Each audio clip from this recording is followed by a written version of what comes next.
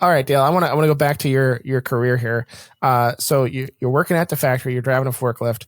How do you make that jump into an IT role? And is this at the same place that you're working today? Yeah. So I'm trying to think. I think it was after I graduated, and I was still applying to other jobs. I actually asked the IT department there if I could shadow them, just so I can see what actually goes on in the job.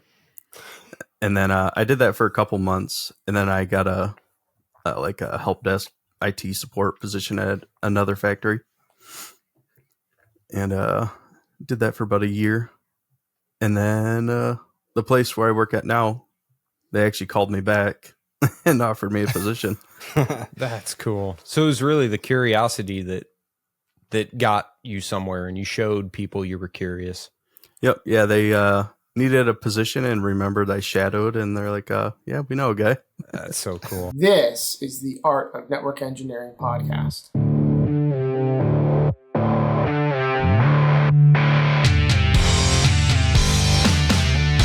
In this podcast, we'll explore tools, technologies, and talented people. We aim to bring you information that will expand your skill sets and toolbox and share the stories of fellow network engineers.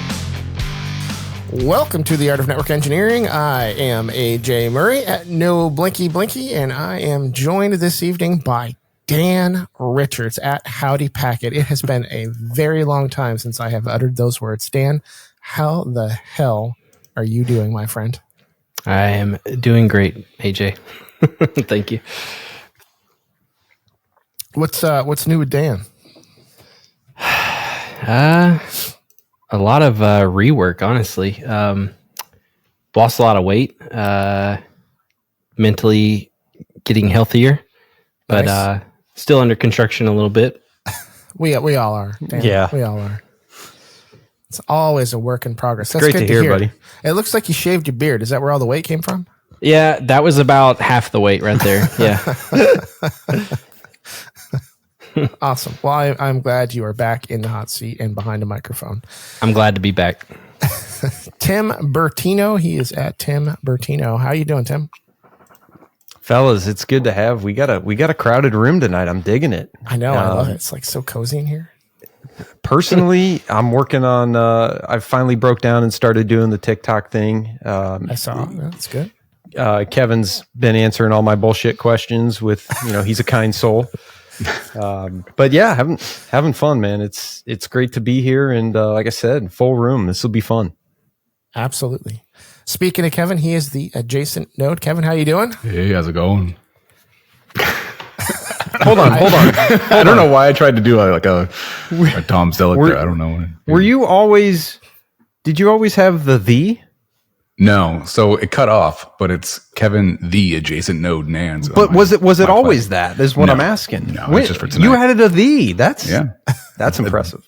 Well, I'm up to like 40,000 followers now. I'm the adjacent node now. I graduated. Except no substitute. That's right. That's right. Don't be confused by those other adjacent nodes. They're not the Exactly. real thing. They're all fake accounts. Yep. We got to start a not adjacent node now. Kevin, I saw you recently celebrated your 1-year anniversary on TikTok. That's pretty cool. Ooh, You yeah, that's reposted crazy. your original video. Mm-hmm, Quite a difference compared to some of your videos today. Yeah, that's been the biggest shock is like how far I've come in this like just journey of talking in front of the camera and my presence and like being comfortable and stuff. It's the biggest, I think the biggest benefit of doing this whole thing is that I'm more comfortable speaking. I'm more comfortable being in front of a camera and the whole public speaking stuff. So definitely a benefit. It's so Awesome. huge. That is great. Yeah, we go back and listen to some of our first episodes, and it's cringy as all hell, man.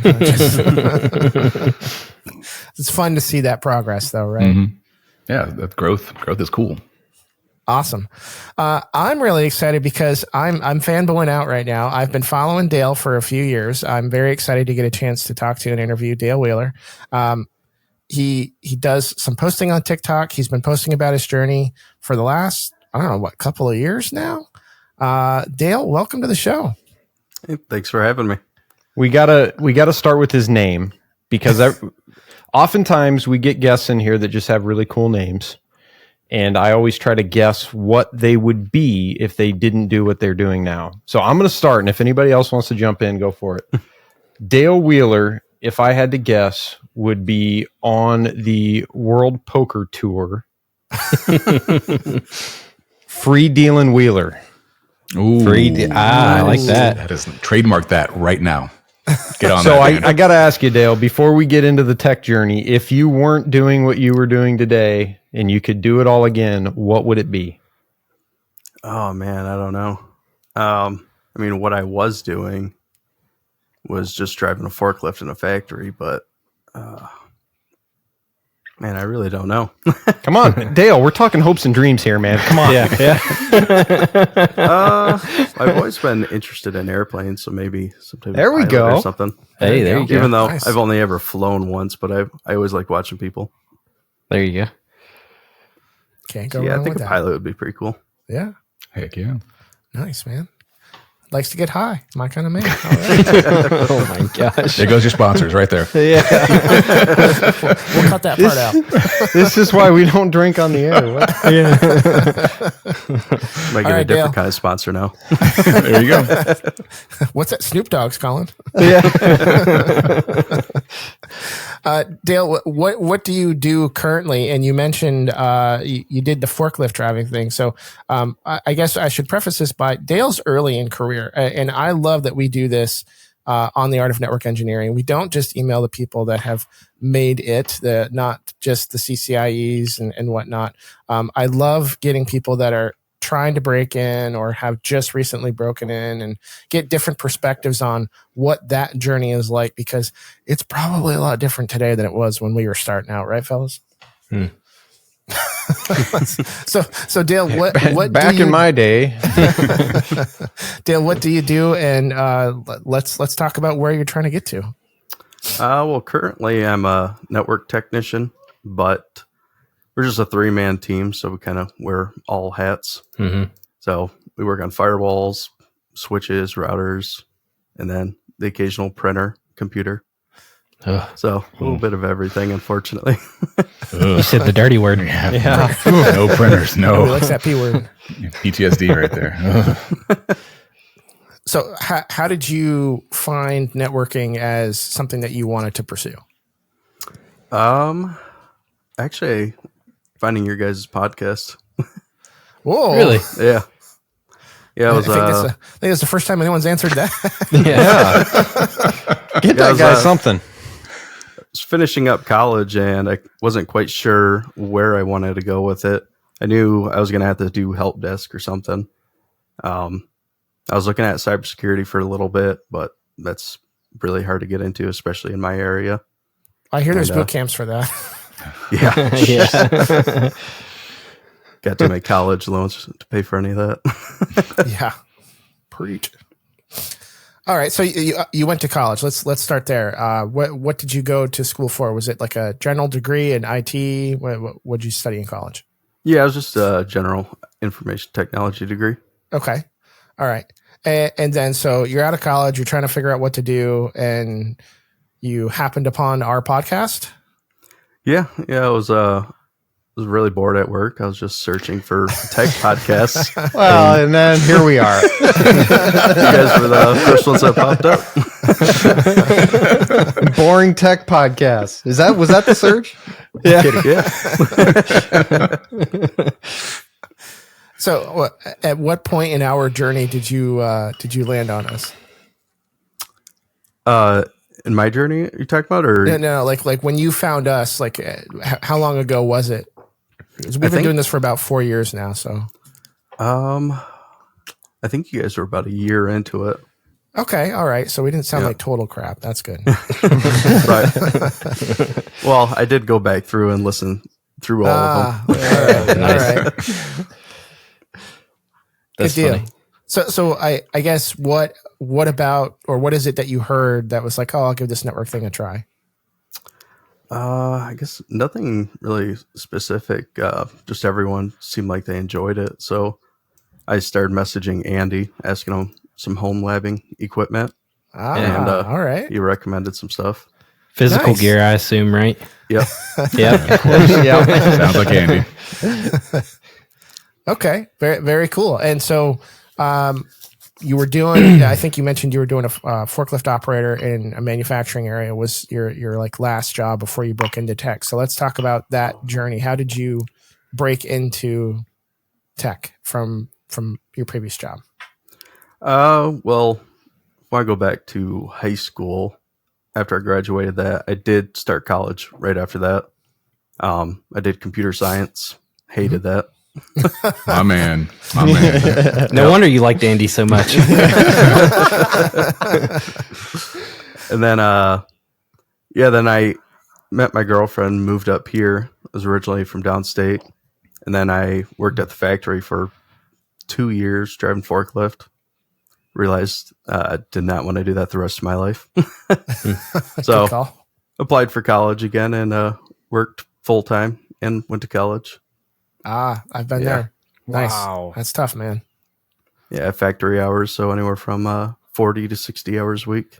Jeez. Wow. And Then you we, did it. You did it. That's So great. span of time wise, how far back was that to here?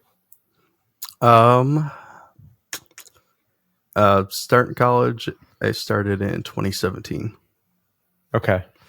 The reason I ask is I see that you're, and we can get into it whenever, but I see that you really seem to be that continuous learner. You always seem to have your head in the books. And it's funny because you just did a TikTok recently of having some free time. I should study. And then you're passed out snoring with the book on your face. But you seem to be spending a lot of time studying for different things, trying to learn continuously. Why do you think that is? Are you just curious by nature, or you're using that to continue to further your career? What are some of the motivations there? A little bit of both. Definitely want to move into something more than what I am in right now. And just always hearing about the new technologies, wanting to learn it. Especially everyone always talking about Python, so I've been forcing myself slowly to learn that. Is Andy on right now? Would you say that you're a tinkerer? Like you, like you get to play with stuff and you like to figure out how things work. And yeah. I feel like that's a big sign. Even if it's something that we don't use a lot at work, I like to try to find out as much as I can right away. I feel like that question separates people who are into IT and not. Just people who like to tinker, like to figure stuff out, how it works, are drawn to IT and drawn to our line of work. Yeah, that's a good point. I ran Ethernet lines out to my garage so I can have a server rack out there. So if that tells you anything. Keep that noise and heat out there, right? Oh yeah. I got a couple 1Us, so they get screaming during the summertime. Nope. Ooh. So what's your approach when you come up against something, whether it be certification or just a new technology that you want to learn and get more hands-on with? What's your approach? I usually go straight to YouTube, actually. Mm-hmm. Yep. Yeah, I find videos way better. Every once in a while I'll buy a book, but I usually do not retain the information from a book. So I usually go through a lot of video courses. Usually go through a couple of them just to get people's different points of view. Now, with the books, is it more of a you don't get the retention, or is it like, for me, when I start reading books, I can get like halfway through a paragraph and I don't even remember what I was just reading. And so videos help me in that sense with like, especially like like CBT nuggets and things that are platforms that break it down into shorter bite size. That kind of helps me more. Is it that, or what is it for you, I guess? Pretty much exactly like that. And I don't know, the videos just more entertaining. And I don't know, just hearing someone verbally say the stuff is just easier to retain. Okay. I think it's important to, whenever you're studying or doing a kind of certification, to diversify your information. Like have a little bit in the book, have a little bit of videos, listen to a podcast about it, like whatever. Like it helps getting it from multiple different ways and helps you retain a little more and keeps you engaged. Yeah, 100%. That's worked the best for me, honestly, Kevin. Yeah. Same. And those Anki webs. Oh, dude. Where's Tim at? I'm telling you, man. There's no way I would have gotten through the CCNP without that. Or I'd still be working on it.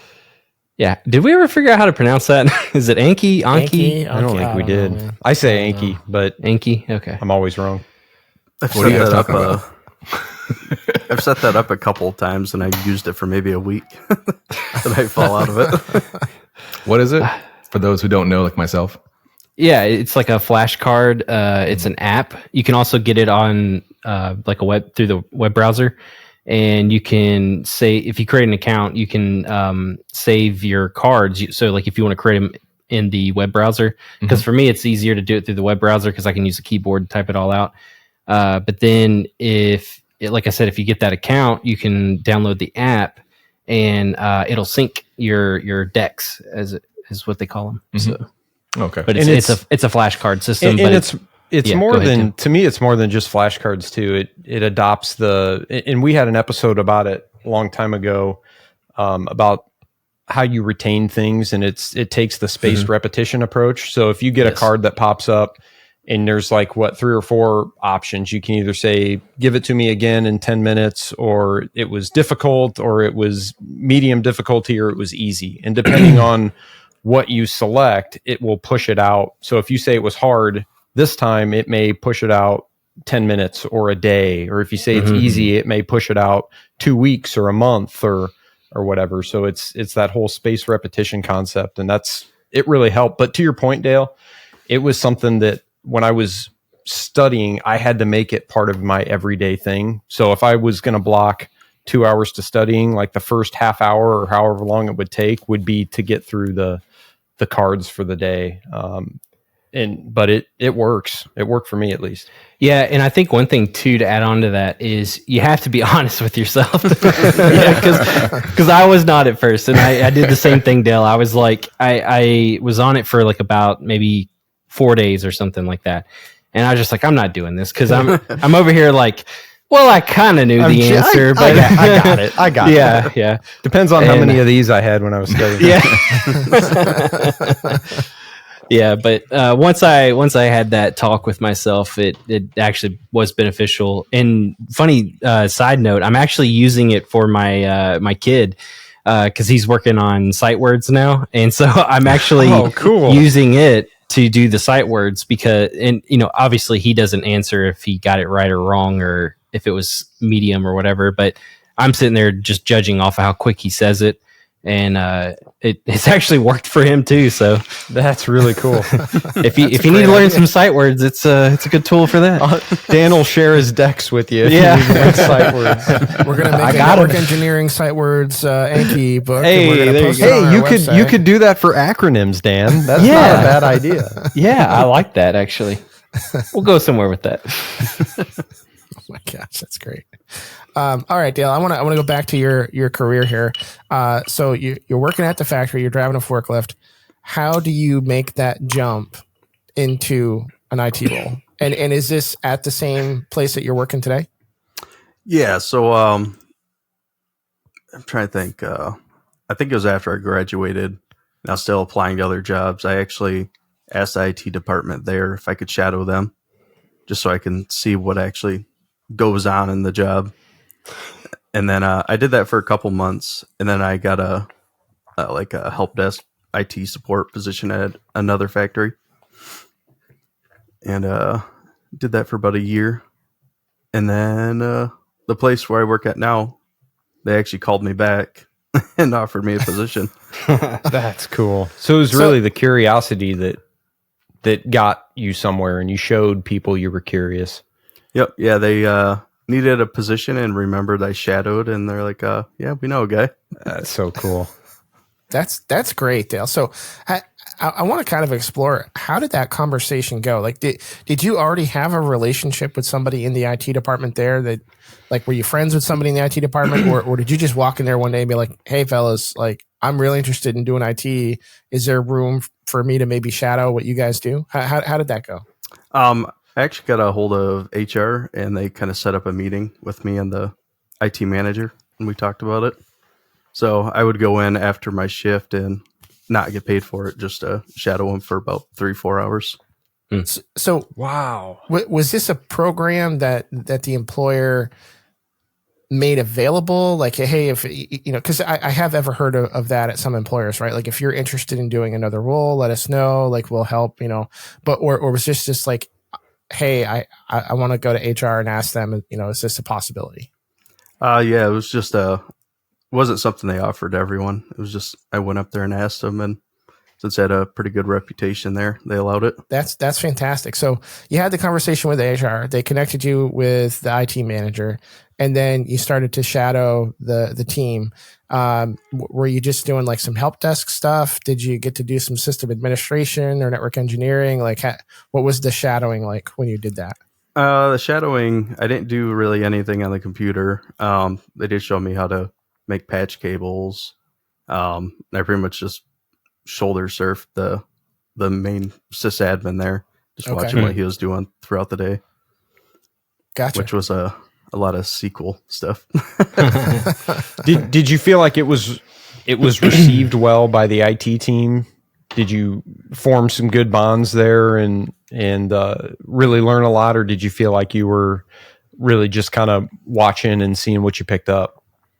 No, I think I made a pretty good relationship with them. We exchanged numbers, and I would ask them questions when I went to my new employer, something I didn't know. That's cool. Nice.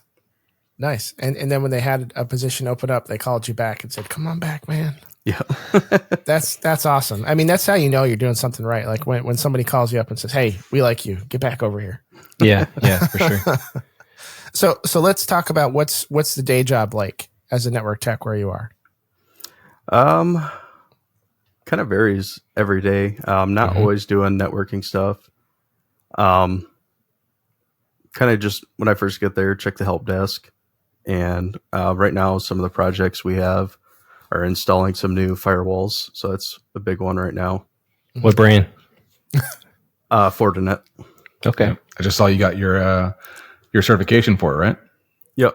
Yeah. Nice. Congrats, that's the top free one you can do. Yeah. Nice. It's awesome. Congrats. Yep. Yeah, it was nice. I was able to take one of the old ones we had home, so I can mess with that. Oh, nice. Nice. Do you find that you're drawn to manufacturing as an industry, or is that what's big in demand in your area? What's the story there? Yeah, it's pretty much where I'm at. That's pretty much all there is just a lot of manufacturing. Unless I decide to move to Traverse City, they have more stuff there. But where I'm at now, that'd be about an hour drive one way. Oof. Okay. Yeah, those got to be some pretty unique environments, I think.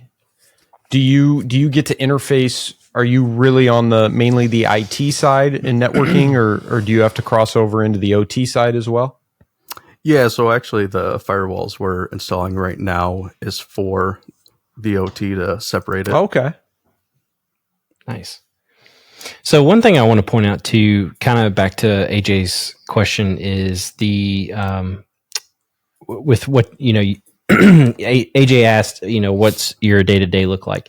And one thing I kind of want to point out is if you work in an environment where you have to wear a lot of different hats, kind of like what you were mentioning before, a day-to-day is kind of hard to describe because you really never know what your day-to-day is going to look like, because it could be a lot of load balancers one day. It could be a lot of firewalls another day.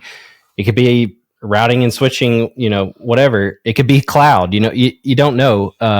So I think that's a good point to, sorry.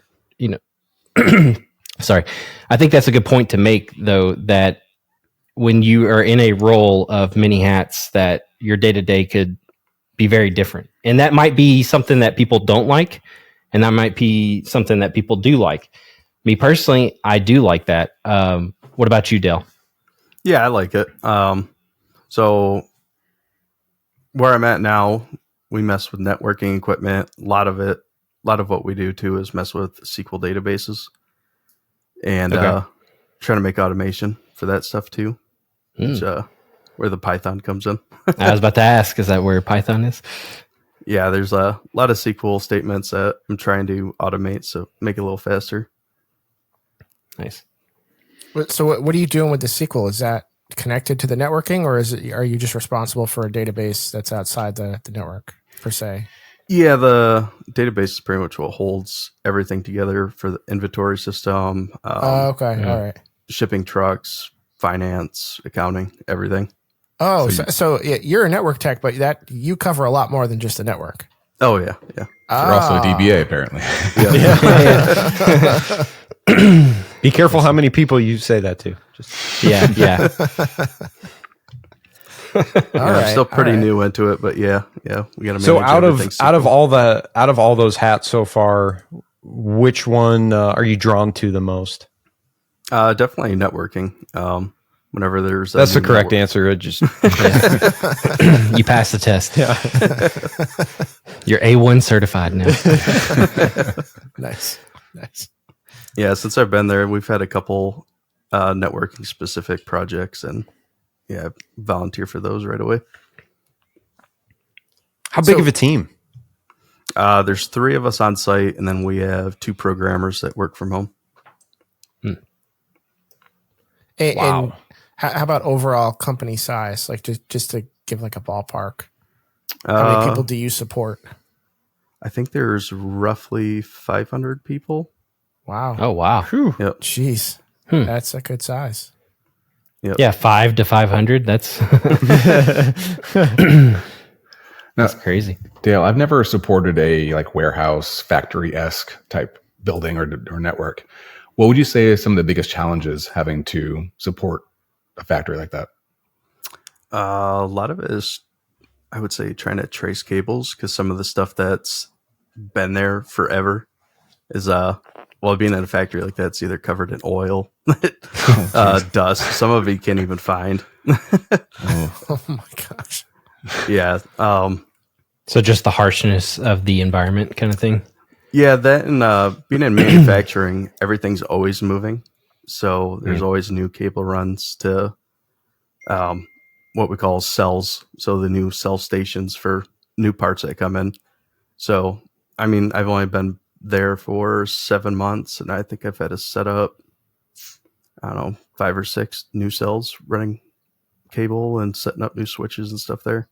Wow. So it's a very dynamic environment. It's not. Oh yeah, it's always changing. Wow. That's crazy. That's what I was going to ask from a network perspective. What constitutes a cell? Cell. So we have PLC that runs there, which would be your OT Got stuff. it. Okay. And then networking for printers. Usually there's either 1 or 2 computers over there that runs part verifier that verifies the parts, make sure they're good before they move on to the next process. So I'm guessing being out in that environment, you got to be all hard hatted up and everything to do that.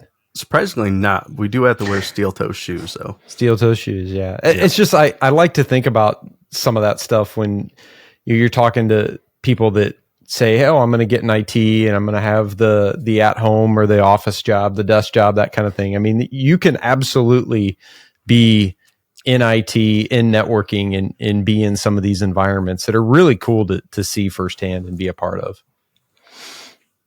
Yeah, what I do like about this place compared to the other places, I can kind of wear what I want. Last place I had to wear khakis and nice t-shirt.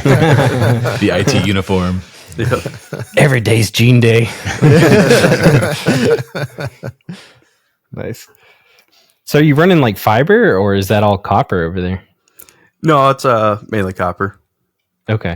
We do have fiber that runs just from their core switch to the IDFs to the other switches. And you are responsible for the cable installation as well?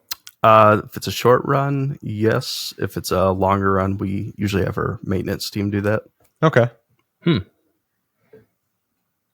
It's a good skill set to have. You mentioned learning. One of the first things you learned was when you were shadowing was, making cables and doing that. And there's something to be said. I really wish Andy was here. There's something to be said for the physical layer. Yeah. And it's actually getting your hands on that stuff. It's actually how I landed my first job. There was a couple people that interviewed that were more experienced than me. but I was the only one that could answer the correct layout for Type B. Nice. Nice. I think that's a rite of passage. Like if you're going to get into anything like computers, especially networking, like you got to know how to do it. Yeah. But no one ever does it anymore. It's so much cheaper just to buy a whole box of cables that are pre-made. We're not supposed to tell people that, Kevin. They're molded, everything. Like, you can't beat that. No, they do it so much better. It's not. It's so much cheaper now that you know where to buy them. When Radio Shack and Best Buy were the only places you could get them, and they charged you $20 for 10 feet. That's fair. Now you can go to Monoprice and like $2 for a cable. Yeah. We actually have to make a lot of ends where we're at now because people are always ripping them out. Golly. I would say, that is definitely a benefit of repairing cables and being able to crimp it real quickly and just get it back instead of having to rerun a new cable or something like that. That's when it comes in handy. Yeah, but you could always just order 20 more cables. So anytime I hear someone talk about being in IT, being a part of a small team, one of the first things I think about is what's that work-life balance like? Are you having to do a lot of after-hour stuff? Do you carry the on-call quote beeper? I know we don't call it that anymore, but it's still a term that's out there. What's that been like? Well, I do have a separate work phone for that. But yeah, we're supposed to have a third shift guy, but it's actually hasn't been too bad. But usually when it is something in the middle of the night, it's most of the time something pretty simple. Usually operator error or someone breaks a printer. They need to know where to grab a new one. Or every once in a while we have to reset something in the database, which is I usually can do from my phone, which is nice. I can just lay in bed and quickly do it. That's always my first question, man. Who needs to print at 2 a.m.? Come on. Yeah. Do you have any critical services that, like, if this goes down in the network, then like you must respond right away? Business is losing money, that kind of thing. If it's anything, I think the biggest one is if a truck needs to go out and there's something holding it from going out. Like actually today there was something that was holding up a truck from processing so they could stage it to get it out, and they can't just put it on the truck and send it out, or else they can get in trouble from the customer. Yeah, it's so weird. It's just a completely different world than what I'm used to. So it's fascinating to me. Yeah, and if the truck drivers get held over, we get charged for that. Oh, interesting. Yeah, yeah. What kind of communication mechanisms are used out on the manufacturing floors? Is it some sort of radio system, or is it even that advanced? What does that look like? Yeah, so the operators and like supervisors on the floor, they just use like two-way radios. Okay. Do you have any radio over IP stuff? No, I don't think so. No. So I did consulting for a little bit with somebody that did a whole bunch of networking and voice over IP. And for one of our customers, which was like a waste management company, they had a radio over IP system that you could like pick up a VoIP phone, dial a number, and it would put you through to a radio, and then you could call out. You could talk to like the guys driving around in the trucks. Interesting. That's really I didn't even know that was a thing. Yeah. I thought you were joking about radio, right? Yeah. I was like, remember what we were talking about at the beginning of this, where we may or may not have to fact check stuff. No, radio over IP has been a thing for like 911 dispatch has consoles all over the place. It's all IP connected now. That makes a ton of sense. Yeah. Well, all I know is Dale mentioned two-way radio, and AJ woke up all of a sudden. He was like, "Yeah, I'm a radio nerd. Yeah, that's true. Guilty as charged." I think you'd get along with my dad then. He's got a bunch of them at his house. Nice. I hammered. They probably know each other their call handles. I was going to say, AJ, you hold the certification and everything, right? Yeah. That'd be funny if I talked to your dad at some point. Yeah, he's got one of those huge antennas in his yard. Yeah, I forget for which radio it is. He's got a few of them for different bands. Yep, probably the HF bands. Yep, yeah. There's one. I know if the space station flies over, he can actually reach it and hear from it. I've done that too. It's so much Yeah, I was about to say, I think AJ's talked about that before. Yeah, we're going to take this way off track, man. Didn't you talk to space one time? I did. I've actually done it twice. I've talked to astronauts in the space station twice. And they talked back. They did. They did, yeah. No, I think I have it recorded too. I can dig that up. I'll show you guys. It's pretty fun. Yeah, I'm a big ass nerd. All right, so what's I've worked in manufacturing. Do you guys have barcode printers? Is that like the bane of your existence? Because that was the bane of my existence when I did. Yeah, I hated those. 90% of them are barcode printers. Yeah, pain in the ass, man. Wireless was also a big challenge out on the warehouse floor because of all like the metal. Like I didn't work in a large, like we didn't make big things. We made mowers. Okay. And so we still had a lot of steel structures that held all of the different materials for manufacturing and stuff like that. So it was always a challenge to like set up wireless. And like you, they were always moving stuff around. Like when we had a new product, they had to build new cells, and sometimes they did away with old products, or if a product got a major upgrade, they had to redo the whole thing. So lots of running cables and setting stuff up, and it was always super dirty. So let me ask this. So I'm assuming there's a lot of like heavy machinery in the warehouse or in the factory there. Does that interfere with Wi-Fi at all? Because I feel like it kind of would. Big electric motors and stuff like that. Is that something that you have to deal with? I mean, probably, but we try to run cable for everything. Okay, I got you. So I haven't really experienced anything with it, but I would assume so, because a lot of those presses, I think it's like, I don't know, 440 volts or something like that. Yeah, it's ran that's to them. insane. Yeah, so a lot of power. I think a microwave's bad. Yeah, we've had one of those arc before when someone was working on them, and it's like a lightning strike. God, holy cow! Yeah, I'm That's surprised crazy. they walked away from it too, which is crazy. So you went to college, you got the degree. How about certifications? You said you got the Fortinet certifications. Did you go out and pursue, or are you currently pursuing any additional certifications? Well, I've posted a couple times about the CCNA. That one's been on the burner for a couple years now. Eventually I would like to get that. I think my employer will pay for that one, so try to push for that one more. And are you a Cisco shop?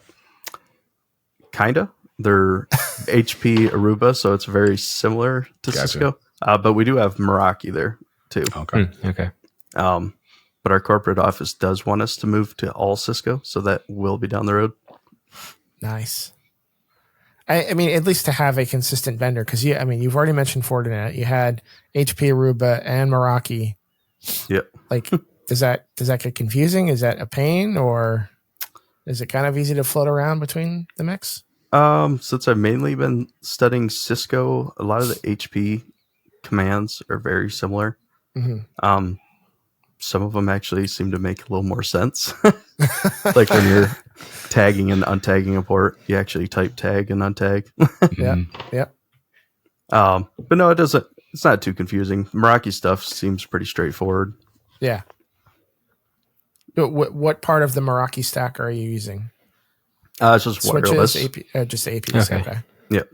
Gotcha. So you got Meraki APs, HP switching, and Fortinet firewall. Yep. And then we actually have some older Ubiquity bridges that shoot over to another warehouse that we have. Okay. Oh, okay. All right. So you've got some experience with that too, AJ, don't you? Yeah. You've worked with some of that stuff. Yeah, those are nice. I like those. Yeah. The point-to-point stuff. The air fiber, they call it, is what I've worked with. Yeah, I think that's what it is. I can't remember. I know we had to move one of our warehouses, so we had to set that up within like my first month there. How that's what I wanted to. Campus are we talking about? Yeah, that was my question too, AJ. So we got our main factory, and then within like a square mile, there's like 3 other buildings. Wow. That are the ones I would say half the size, and the other ones maybe a quarter of the size. But you're looking at maybe 30 people for each of the smaller ones. and then everybody else from that 500 in the other one. Yep. Nice. Yeah. All right. Did you say any other certifications? Ones that I currently have, I have the A+ and the Security Plus. Okay. Nice. How is the Security Plus? I would say that one was actually easier than the A+, just because there was a lot less information. Really? Yeah, because the A+, even though it's basic information, it's just so much, and you have to go take 2 tests for it. Huh. I think that one's changed quite a bit over the year. I think when I did it, it was probably like 2010, and it was a single test, and I think they've definitely made changes to that. Because you said it's 2 now, right? Yep. Yeah. Yeah, I think it was like an hour and a half for each one. Wow. Yeah, the Security Plus wasn't bad. I was already looking at a lot of security stuff, and then my employer paid for a week course, and then I took the test a week after that. Okay, nice. So like a boot camp, and then test right after the boot camp. Yeah, it was some government paid thing that they were offering. Huh. Okay. So yeah, I jumped on that. Unimus is a network automation and configuration management solution designed for fast deployment and ease of use. Besides being a one-stop solution for disaster recovery, Unimus includes rich change management features. Unimus builds a version configuration history of your network, letting you easily see when and how a device config changed. New configuration revisions are made only when device configuration changes are detected, and notifications are sent as diffs via email or other channels. The comprehensible web GUI is a convenient tool for leaving comments and reviewing config diffs, sparing you from comparing backup files manually. Unimus REST API allows different applications to be included in the change management process and enables integration with ticketing, reporting, or monitoring systems. Along with disaster recovery and change management, Unimus provides configuration auditing and network automation features, which we'll talk about next time. If you are interested in an on-premise, multi-tenant ready, device-agnostic NCM software that brings value and saves time, check out Unimus. Now back to the show. All right, I'm going to selfishly change the subject real quick. You have a TikTok account. Yep. There we go. And you make content. Can you tell me a little bit why you decided to create a TikTok and make networking-esque content? Well, when I actually first started TikTok, it was back during COVID, and it was just random funny skits. And then eventually I ended up deleting all those and changing it more towards tech and networking. I'd say the biggest reason, one, I just like sharing the stuff, and it also helps with studying too. If you say it out loud, record it, listen to yourself about 5 times, hate every second of it, delete it, redo it, you know. I do like the mix of what you have out there right now. You've got some funny stuff that's network related, and then you've also got more instructional things. You had one recently about bringing some gear home and getting it hooked up and kind of stepping through that process. I think it's cool to have that balance. Yeah, I like to do the more in-depth stuff, but obviously those do not get a lot of views when you post those.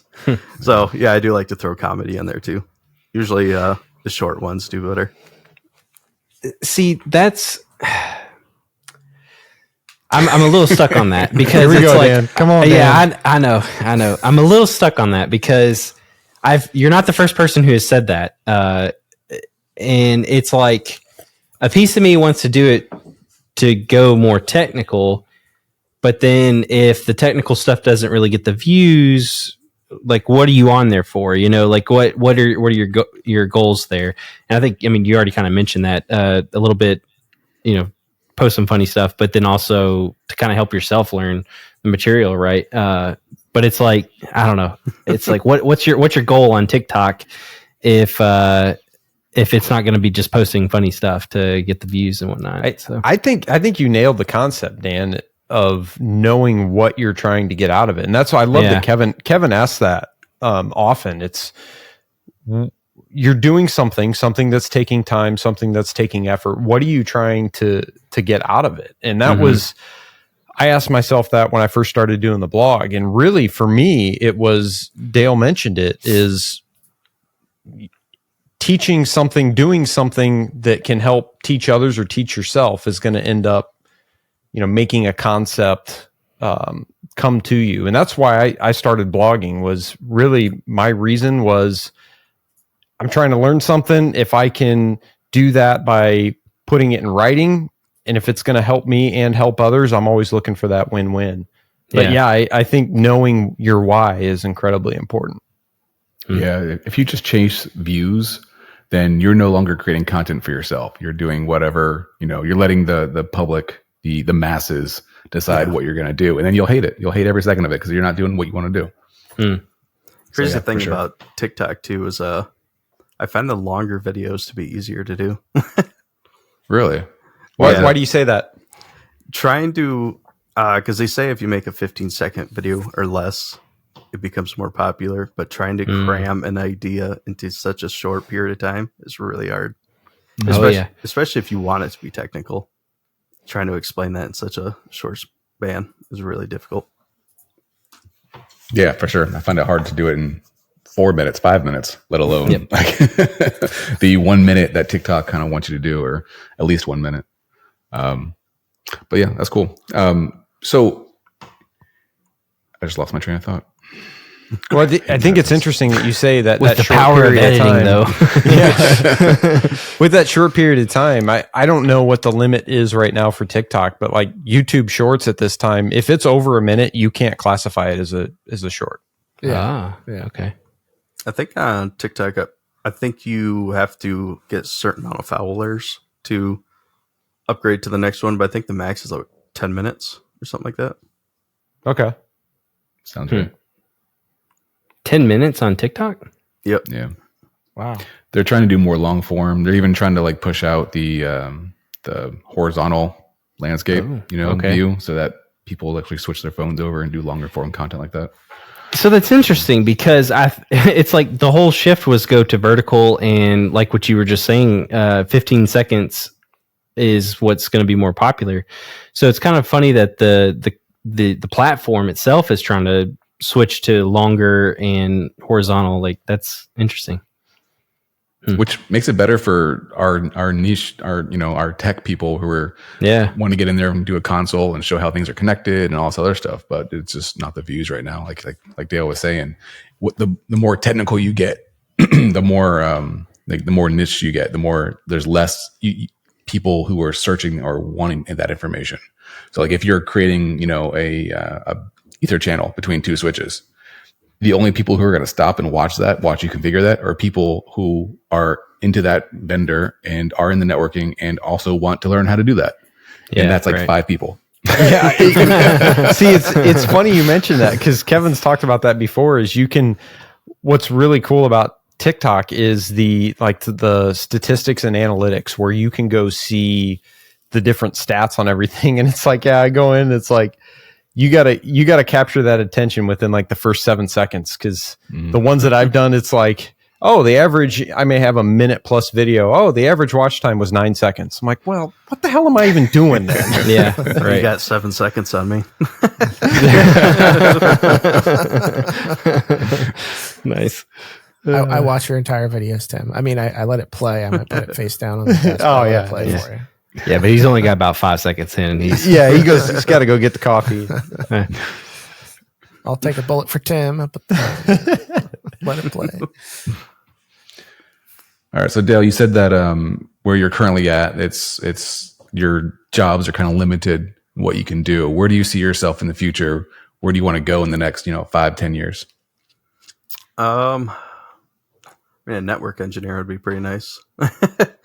I think in the next couple of years, probably just look at a network admin, see if there's something around here. I have a feeling that I will have to eventually look for a remote position, though, if I want to move into something like that. But I'm trying to get most hands-on experiences I can before I move into a remote, so I can, if I'm working on something with someone, I can visualize it a little bit better if I've seen the equipment. Yeah. Are we sure Andy's not like proxying in his ear? Because we've talked about this time and time again. I mean, Andy had that layer 1 experience, and then he worked in, large WAN environments where he had to work with people who were in data centers, plugging things in that he had to ship out to them. And he said that was such a big help that he was able to, he even said to visualize, he'd close his eyes and try to pretend that he was there to be able to walk him through it. So I think that's a cool mentality. There's a lot to be said for that. No, I think it's the right mentality personally. Like so many people are just going for that. I want the remote position. I want to work from home as soon as possible. And they skip a lot of the steps, and having that physical access, knowing what to do and being able to guide someone remotely how to do it because you've done it is such a big help. It is absolutely the right way to do it, in my opinion. I also think like even with your DBA experience that you're gaining, that'll help you in the long run as well, because I think we've mentioned in the past on this show. I think, when you have experience with doing the system side, server side, whatever you want to call it, and even like programming or anything like that, and then you come into network engineering, I feel like you have a leg up in a sense, because you kind of understand that side of it as well, not just the protocols and yada yada yada, that kind of thing. So I think you're going on the right path there. Yeah, I'm not trying to make any broad generalizations by any means. So don't at me. If you're going to at somebody, at Andy, just go get him. He deserves it.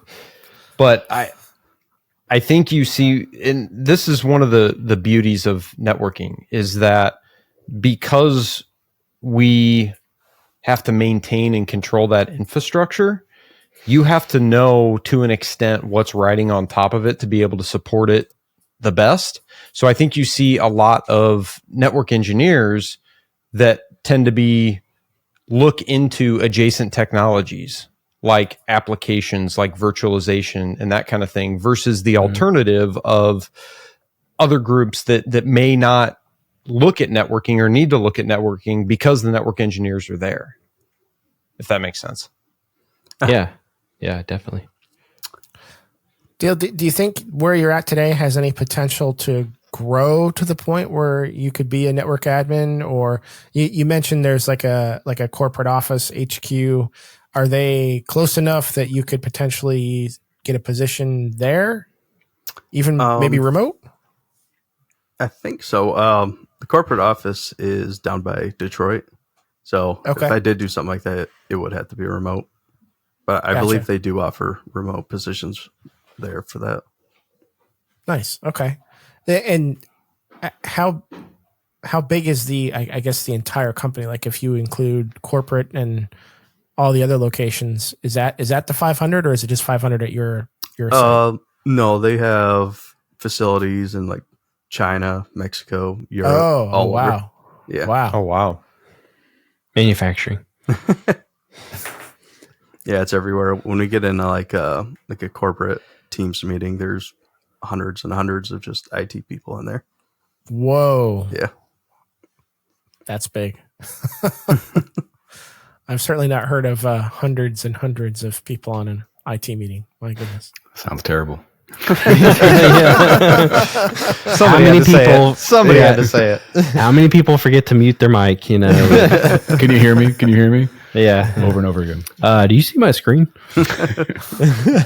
You're on mute. Yeah. Oh man, that's great. Well, Dale, what's next? You said you've been working on the CCNA for a while. Do you have a date set for? What are you thinking? I think once I actually get the money to pay for it, I'm just gonna buy it, set a date, so really kick myself in gear to go for it. Yeah, that's how you got to do it. I think sometimes if you don't set the date, it's just kind of out there, right? Like it's a thing I'll get to it eventually. Exactly, right. You set the date, and then the pressure's on. Mm-hmm. So that then you got something you got to work towards. That's a good idea. I just had a question I was going to ask you. I hate it when that happens. With the power of editing. I know. Thank God. So I got to ask, not IT related, do you have any cool forklift stories? Yeah, why didn't we start there? My God, that's a good one, Tim. Have you ridden a forklift through that? Well, AJ, Are you in one of those videos where the forklift operator just completely knocks all the shit down? I just say AJ made a comment earlier of how you made the jump from where you were at into IT, and I for a second there I thought AJ was about to ask, you ever take that thing off any sweet jumps?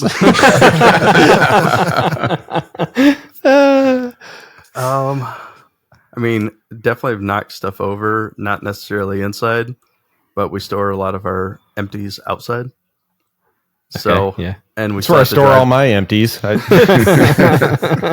we do have to go out there in the wintertime, and those things do not ride very well in the snow. Oh yeah, those tires are like bald to begin with. Oh yeah, you hit the brakes and you just speed up. There's no stopping. I think that comes with, operating a forklift though. You're gonna knock crap over. So. Oh yeah. Even if it's just how bad was it? Was it what AJ was talking about? Like the entire warehouse goes down, or I mean, come on, Dan. We have insurance for a reason. Yeah, right. What kind of forklift was it? Was it like a 4-wheel one, or do you have like the 3-wheel one where the back wheel turned on you? You had like the rear wheel steering, or the walk behind? Yeah. So the shipping guys, they get the bigger sit-down propane ones, Uh-huh. and then all the people that are running the material inside are stand-up electric ones. Yep. So you kind of stand up. They kind of look like the ones that you see at like Home Depot, where you stand inside of it. Yeah. Okay. All right. Gotcha. So you're still riding on it, but Yeah. you're just standing there versus. Yes. Yeah, the ones I used to operate where you walk behind it. You had the little, you did this, the little motion. Yeah, it's definitely hard on your knees riding those things for sure. All right. Well, outside of work, we're big fans of mental health here. So what do you do outside of work that helps keep you relaxed, balanced, focused? Usually just spend a lot of time with my daughter. Nice. Yep. All right. Good answer. Pretty much whatever she wants to do. That is also the correct answer. Yeah. How old is she? She's 5. 5. Nice. That's how my son such a is. fun Such a great age. age. Yep. Yeah, she was just out there today. I bought her one of those Chinese gas 4-wheelers, and she loves Oh, riding it. yeah. There we go. Yep. That's great. Oh, yeah, she loves ripping on that thing. That's awesome. Is there anything that we should have asked you that we haven't talked about yet? Anything that you want to talk about before we wrap this thing up? I don't think so. Well, Dale, it's been a lot of fun chatting with you. Like I said, I've been a big fan of yours for quite a few years, so it's great to get you on here. I love your logo, Decrypted Dale. You sent me some stickers at one point, and I've got those on a board with all my other community stickers. So I love your logo and that little name for yourself. I love what you're doing on social media. Where can people find you? Mainly on Twitter. It's just Dale. I think it's just Dale WHLR. Yep. And then TikTok, of course, same name. And if the government shuts down TikTok on us, where are you going to go? Yeah. Probably just Twitter. Probably just stay on Probably Twitter. just Twitter. Can you do shorts on Twitter? I post videos every once in a while on there. I've been sharing them on Okay. Instagram too, just resharing the same ones. Nice. Good deal. Dale, thank you so much for joining us tonight. This has been a lot of fun. We do appreciate it. And we'll see you all next time on another episode of the Art of Network Engineering podcast. Hey everyone, this is AJ. If you like what you heard today, then make sure you subscribe to our podcast on your favorite podcatcher. Smash that bell icon to get notified of all of our future episodes. Also, follow us on Twitter and Instagram. We are at Art of NetEng. That's Art of NetEng. You can also find us on the web at artofnetworkengineering.com, where we post all of our show notes. You can read blog articles from the co-hosts and guests, and also a lot more news and info from the networking world. Thanks for listening.